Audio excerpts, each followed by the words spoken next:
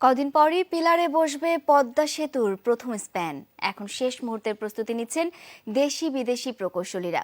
মাওয়া প্রান্তে প্রস্তুত রাখা হয়েছে নতুন ভাসমান ক্রেন। প্রকল্প পরিচালক জানালেন, এরই মধ্যে মূল সেতুর ৩২ ভাগ কাজ শেষ হয়েছে। নদী শাসনের অংশ হিসেবে প্রতিদিনই চলছে ড্রেজিং।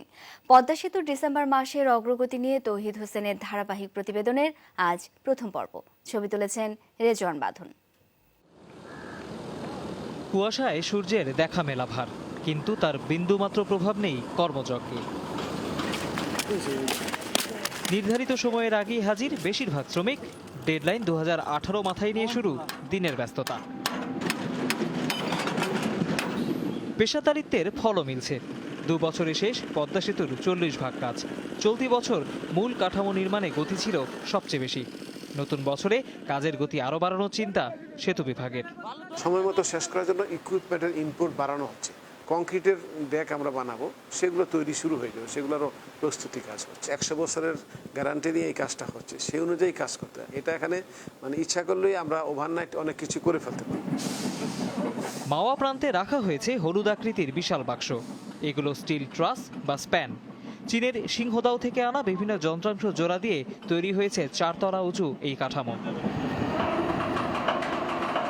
নদীতে বিভিন্ন আকৃতির এমন স্প্যান বসানো হবে 41টি।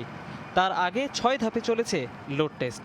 সবকিছু ঠিক থাকলে পিলারের ওপর এসব কাঠামো বসবে নতুন বছরের শুরুতেই। সাধারণ অর্থে বলা যায়, দোতলা পদ্মা সেতুর ঠিক একতলায় এই মুহূর্তে দাঁড়িয়ে আছি। অর্থাৎ এই অংশটি দিয়েই নদীর এপার থেকে ওপারে চলাচল করবে বিশাল আকৃতির সব ট্রেন।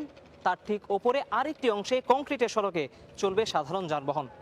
যে ত্রিমাত্রিক ছবির আদলে বাঙালি পদ্মা সেতুর স্বপ্ন দেখেছিল, ঠিক সেরকমভাবেই ধীরে ধীরে বাস্তব রূপ নিচ্ছে স্বপ্নের সেতু। ছবির মতো সুন্দর সার্ভিস এরিয়ার নির্মাণ শেষ হয়েছে মাত্র কদিন। প্রতিটি ভবনের ডিজাইন এক, তাকে ঘিরে সবুজের আবেশ। সেতুর নির্মাণ কাজের তদারকি চলছে এখান থেকেই। পাশাপাশি প্রকৌশলীদের জন্য তৈরি হয়েছে 3 বেডরুমের বাড়ি, সাথে গবেষণাগার, বিদ্যুৎ সাবস্টেশন, মসজিদ, বাস্কেটবল কোর্ট, সুইমিং পুল সহ নানা সুবিধা। পুরো এলাকার নিরাপত্তার দায়িত্ব বাংলাদেশ সেনাবাহিনীর। এটা বিশাল অঙ্গন, সেখানে অনেক কিছুই আছে। সেখানে ওরা টেনিস মাঠ বানাইছে, ওরা সুইমিং পুল বানাইছে, ওরা ব্যাডমিন্টন কোর্ট বানাইছে। সারা বছর চাইনিজরা কি করবে, তারা কোথায় যাবে, সন্ধ্যার পরে কি করবে? প্রথম দফায় পিলারের উপর সুপার স্ট্রাকচার বসবে জাজিরা প্রান্তে।